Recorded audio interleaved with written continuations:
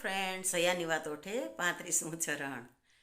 શુભમ કરોતુ કલ્યાણમ આરોગ્યમ ધન સંપદ શાત્રુબુદ્ધિ વિનાશાય દીપ જ્યોતિર્નમોસ્તુતે. મિત્રો, ગઈકાલે મારો સન ડૉક્ટર જય મોઢા શ્રીવા સ્કિન ક્લિનિક એ ડર્મેટોલોજીસ્ટ છે, એનું ઓપનિંગ હતું. એમના 2-3 દિવસ અગાઉ એમના ફ્રેન્ડ સર્કલમાં પણ 2-3 જગ્યાએ ઓપનિંગ હતા, તો એમની સાથે જવાનું થયું અને ડૉક્ટર મિત્રને શુભેચ્છાઓ પાઠવીને ત્યાંથી તો આપણે નીકળી જઈએ. પરંતુ ગઈકાલે ઘરનો જ પ્રસંગ હતો એટલે આખો દિવસ ત્યાં હતા. તો મિત્રો, બધા જ હેતુ મિત્રો, સગા સંબંધી રૂબરૂ પણ આવે, ફોન ઉપર પણ શુભેચ્છાઓ પાઠવે અને બધા આવીને શુભેચ્છાઓ પાઠવીને એવું કહે કે તમારું ક્લિનિક ખૂબ સરસ ચાલે, એવી સારી સારી સુંદર મજાની શુભેચ્છાઓ આપે. હવે આ વિચારવંત જીવ છે ને, એટલે કાલે ત્યાં આખો દિવસ આ બધી શુભેચ્છાઓ, બધી વાતો સાંભળતા સાંભળતા એક વિચાર આવ્યો કે એક ડૉક્ટરને શુભેચ્છાઓ આપવી, એનું ક્લિનિક ખૂબ સરસ ચાલે એવી શુભેચ્છા આપવી, એટલે આપ સમજી જ ગયા હશો મિત્રો, બરાબર? એના ઉપર મેં ખૂબ વિચાર કર્યો અને એ વિચાર કરતાં મને એક સુંદર મજાનો આઈડિયા મળ્યો અને મને પોતાને આત્મસંતોષ થયો કે નહીં, ખરેખર શુભેચ્છા આપવી જ જોઈએ. તો મિત્રો, તમને પણ જાણવું ગમશે કે શા માટે ડૉક્ટરોને શુભેચ્છા આપવી જોઈએ. તો મિત્રો, કોઈ એક દીકરીના લગ્ન થાય ને પછી આપણે એમને આશીર્વાદ આપીએ કે પહેલાંના સમયમાં તો 100 પુત્રોની માતા બનજે, અષ્ટપુત્રવતી ભવ એવા આશીર્વાદ આપતા હતા. પરંતુ સમય પ્રમાણે પરિવર્તન આવ્યું છે, છતાંય આપણે એને એક આશીર્વાદ તો આપીએ જ છીએ કે તું સારા સંતાનોની માતા બન, ભગવાન તમને દેવ જેવો દીકરો આપે. આવા ઘણા બધા આશીર્વાદ આપણે આપીએ છીએ. સંતાનોનું મહત્ત્વ છે જીવનમાં. હવે કોઈ પણ દીકરીને અથવા કોઈ પણ કપલને એવા આશીર્વાદ આપવા કે ભગવાન તમને ખૂબ સારા સંસ્કારી સંતાનો આપે, મતલબ એ દીકરી માટે 9 મહિનાની પીડા, ફિઝિકલ અને મેન્ટલ બે, અને એ પીડા એવી છે કે એ તો જે મા બન્યા હોય ને એને જ ખબર હોય, એનું કોઈ વર્ણન ના થઈ શકે મિત્રો. એ પીડા પછી જ્યારે બાળકને જન્મ આપવાનો સમય આવે ત્યારે ડિલિવરી, એમાં આપણે તમામ વડીલો એવી અપેક્ષા રાખીએ કે ડિલિવરી નોર્મલ થઈ જાય તો બહુ સારું. મિત્રો, નોર્મલ ડિલિવરી એટલે મૃત્યુ કરતાં અનેક ગણું વધારે પેઇન, દર્દ, તકલીફ. હવે આ તકલીફ એ દીકરીને સહન કરવી પડે છે. ત્યારે ભાવિ પેઢી, નવી પેઢી કે પોતાના સંતાનનું, પોતાના લોહીનું મોઢું જોવે છે. હવે મિત્રો, આપણે જ્યારે એ દીકરીને, કપલને એવા આશીર્વાદ આપ્યા કે તમને ભગવાન ખૂબ સારા સંતાનો આપે, ત્યારે આપણે શું એને પીડાના આશીર્વાદ આપેલા હતા? આપણને ખબર નહોતી કે આવી પીડા થાય? ખબર જ હતી. છતાંય આપણે એ પીડાને, એ તકલીફને નજર અંદાજ કરીને પણ એ ભાવિ પેઢીને આ દુનિયામાં લાવી શકે, એ એના જ લોહીને નું સર્જન કરીને પોતાના જ પિંડને જન્મ આપી શકે, એના માટે આપણે એને આવા આશીર્વાદ આપ્યા. અને જ્યારે ડિલિવરી થાય અને બાળકનું મોઢું માં જોવે ત્યારે પોતાનું બધું જ દર્દ છે એ ભૂલી જાય છે. મિત્રો, આ જ વસ્તુ શ્રીવા સ્કિન ક્લિનિકનો જન્મ ગઈકાલે થયો.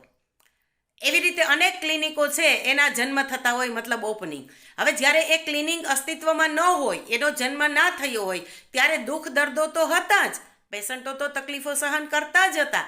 પરંતુ એ પેશન્ટોની તકલીફો જે છે, જે સહન કરે છે, એના માટે એ યોગ્ય જગ્યાએ પહોંચે, એની યોગ્ય સારવાર થાય અને દર્દથી મુક્ત થાય, એને નવજીવન મળે, એને પોતાની તંદુરસ્તી પાછી મળે, પોતાનું મૂળ સ્વરૂપ પાછું મળે. જેમ એક જનેતા છે એ પોતાના સ્વરૂપને નાનકડું રમતું ખીલતું જોઈ અને મોતને હાથ તાળી આપીને પાછી આવી હોય, છતાંય એના મોઢા ઉપર હાસ્ય હોય કે હાશ, મેં મારા બાળકને જન્મ આપ્યો. તો એવી રીતે કોઈ પણ પેશન્ટ જે તકલીફ સહન કરે છે એમાંથી એ પોતાનું પાછું, પોતાની તંદુરસ્તી, પોતાનું સ્વરૂપ, જે પહેલાંની પોતાની સ્વરૂપ હતું, જે પોતાની તંદુરસ્તી હતી, એ પાછી મેળવે ત્યારે એને કેટલો આનંદ થતો હશે મિત્રો. તો મિત્રો, આપણે આવા અનેક પેશન્ટ સુધી તો ના પહોંચી શકીએ. જેમ મહાભારતમાં એક વાત આવે છે ને કે નારદ ઋષિ એક વખત કૃષ્ણ ભગવાનને કહે છે કે હું જ્યારે અહીંયા વૈકુંઠમાં આવું ને ત્યારે મોટી મુશ્કેલી એ થાય છે કે શું થાય છે? તો કે તારી બધી જ પટરાણીઓ એક પછી એક મને પગે લાગવા આવે, હું એક એકને આશીર્વાદ આપું તો હું થાકી જાઉં, કેટલો બધો સમય લાગે. એના કરતાં એક કામ કરને, તું જ મને પગે લાગી લેને, તને આશીર્વાદ આપી દઉં એટલે તમામ પટરાણીઓને આશીર્વાદ પહોંચી જશે. તો મિત્રો, આ જ વસ્તુ આપણે તમામ પેશન્ટો માટે મનમાં તો શુભેચ્છાઓ રાખીએ પણ તમામ પેશન્ટ સુધી પહોંચી ના શકીએ. પણ જો આપણે આ રીતના ડૉક્ટરોને શુભેચ્છાઓ પાઠવીએ તો આપણે અનેક પેશન્ટને શુભેચ્છાઓ, આપણી શુભેચ્છાઓ પહોંચી જશે. મિત્રો, તકલીફો, દુઃખ, દર્દ, રોગ, પીડા આ જગતમાં છે જ. માણસ જન્મો, માણસને શરીર મળ્યું એટલે એમાં ક્યાંક ને કંઈક તકલીફ થવાની જ છે. અને એ તકલીફ છે એ ઘણી વખતે આપણા પોતાના કારણ પણ હોય ને ઘણી વખતે કોઈ એવા જે આપણે જાણી ના શકીએ એવા કારણને લીધે પણ આપણને રોગ, પીડા, વ્યાધિ આવું બધું આવતું હોય છે. હવે એ થઈ ગયા પછી એમાંથી મુક્ત થવું એ કોઈ પણ દર્દીની પ્રાયોરિટી હોય છે. તો એમાંથી આપણે મુક્ત થવા માટે આવા ડૉક્ટર્સો આપણને મદદ કરે છે. અને એટલે ડૉક્ટરોને શુભેચ્છા આપવી.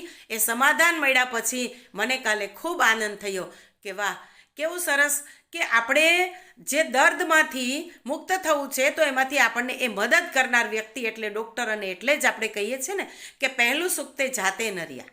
Health is wealth. તો આપણને આપણી હેલ્થ પાછી મળી જાય, આપણે આપણી તંદુરસ્તી મળી જાય, દુઃખ દર્દમાંથી આપણે મુક્ત થઈ જઈએ. એટલે જ તો કદાચ ડૉક્ટરને દેવનો દરજ્જો મળેલો હશે કે ભગવાન પછી જો બીજો નંબર કોઈનો આવતો હોય તો મિત્રો, ભગવાને વાળેલું આ પેકિંગ, આ પડીકું, આ માનવ બોડી એ છે એ એક જ વ્યક્તિ એવો છે કે આ જીવંત બોડીને ખોલી અને રિપેર કરી શકે અને એ એટલે ડૉક્ટર મિત્રો. અને એટલે મારા સંતાનો ડૉક્ટર છે એટલે નહીં, તમામ ડૉક્ટર મિત્રો છે એને હું ખરેખર દિલથી સલામ કરું છું કે તમે ખરેખર ગત જન્મમાં કોઈ એવા પુણ્ય કરેલા છે કે એના હિસાબે આ જન્મમાં તમે ડૉક્ટર બની અને ભગવાનનું જ્યાં ભગવાનનો સ્પર્શ છે, જે આપણું આ હ્યુમન બોડી છે એને પેક કરવામાં જ્યાં ભગવાનનો સ્પર્શ છે એ ભગવાનના સ્પર્શને તમે સ્પર્શી શકો છો. કેમ આપણી કોઈ પ્યારી વ્યક્તિ આપણને કંઈ ગિફ્ટ મોકલે કે કોઈ વસ્તુ મોકલે તો આપણે વસ્તુને અડીએ ત્યારે એ વ્યક્તિનો આપણને અહેસાસ થાય, એની ફિલિંગ આપણે અનુભવી શકીએ, ફીલ કરી શકીએ. એવું કામ આ ડૉક્ટર્સ મિત્રો કરી શકે છે મિત્રો. એટલે તમામ ડૉક્ટર્સ મિત્રો છે એને હું દિલથી સલામ કરું છું. એના પેરેન્ટ્સને પણ હું ખૂબ ખૂબ શુભેચ્છા પાઠવું છું. અને તમામ ડૉક્ટર્સ મિત્રો છે એને મારી ખૂબ ખૂબ ખૂબ શુભેચ્છાઓ. ફરી પાછા મળશું ત્યારે ફરી પાછી નવી વાતો કરશું મિત્રો. ચાલો ત્યારે, નમસ્કાર.